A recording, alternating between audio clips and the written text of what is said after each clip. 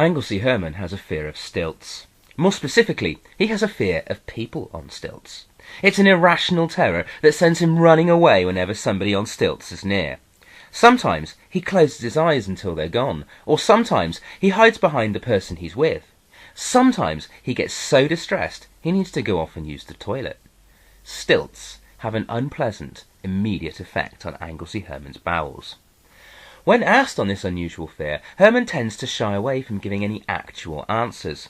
If asked, "Why are you so afraid of people on stilts?" he usually replies, "Because I don't like heights," or "Because clowns are usually on stilts, and I hate clowns."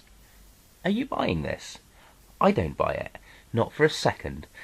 I'm not saying I disbelieve Anglesey Herman has a fear of stilts. It's pretty bizarre, but this is Anglesey Herman we're talking about, and bizarre is his middle name. Actually, it's not, but that's a whole other can of worms we can open another day.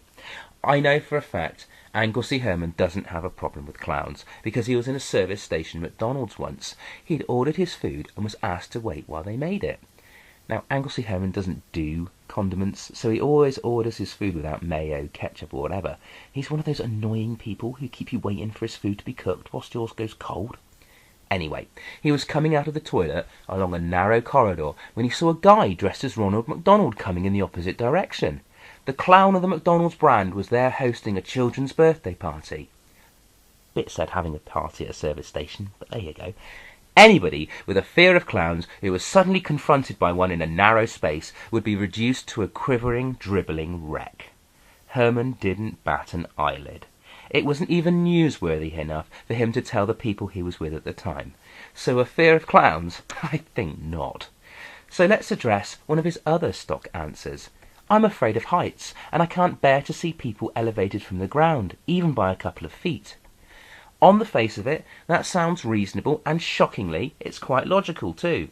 Often people who suffer with vertigo can't bear heights of any description, whether they are the one being subjected to the height or not. But this, as I will explain, is a reason that is also utter bollocks.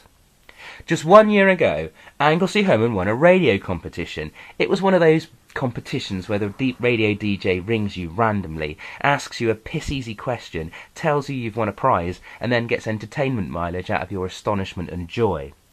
Anglesey Herman was no different. He answered the question, "Which county south of the Midlands does the famous sauce come from?" Well, not many people are going to guess Gloucestershire sauce, are they? Herman answered correctly, and his delight did not diminish one bit when he was told the prize was a skydiving lesson for 2. He wasn't disappointed or desperate. The man was delirious. He whooped on the radio, and then he rang up his friends and whooped down the phone at them. Then he logged onto Facebook and whooped some more.